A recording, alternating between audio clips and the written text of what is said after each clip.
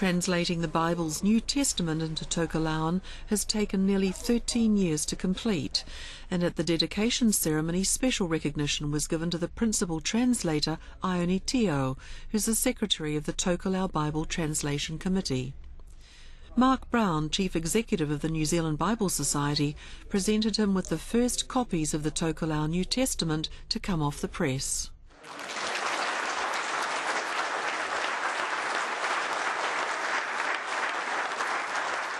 The Tokelau government also endorsed this project as a positive move for the entire community. It's a huge achievement.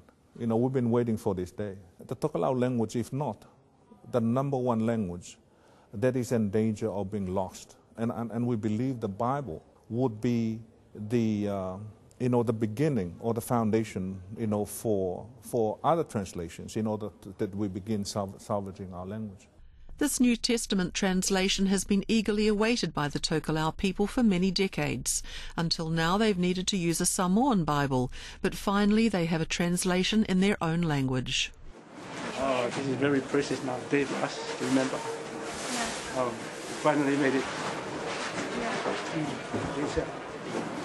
Finally made it come to our reality after all these years. It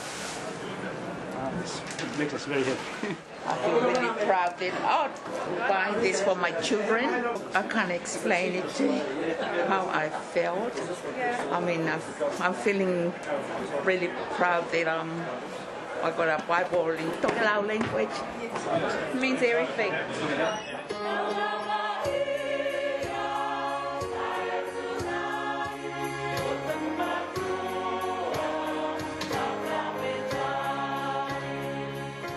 Copies of the translated New Testament are also on their way to the Tokelau Islands.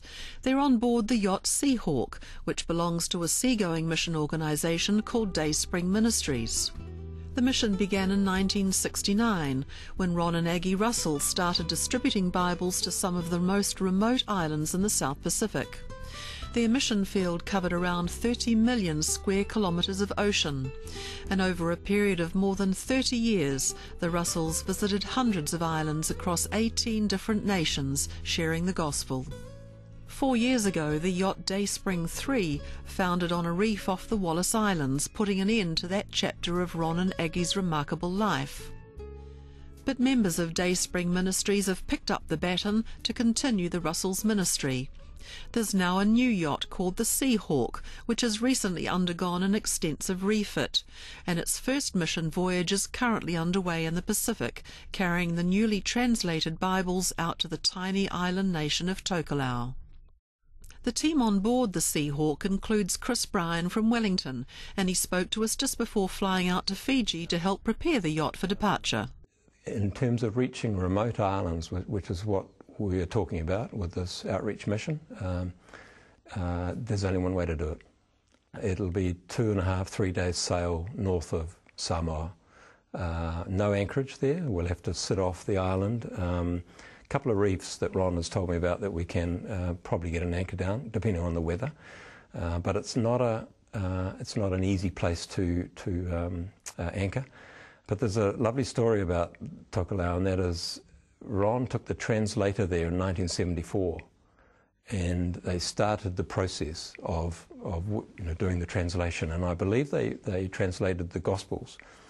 And for you and I, understanding the significance of having your own Bible in your own language is probably lost on me anyway. But for those people, this is just a precious thing. Tokelauan people in Porirua will have their own launch, and then these Bibles will be physically delivered to their families, in Tokelau. If the Bible has been translated in our own mother tongue, it should be encouraging us, to worship more and praise more to God.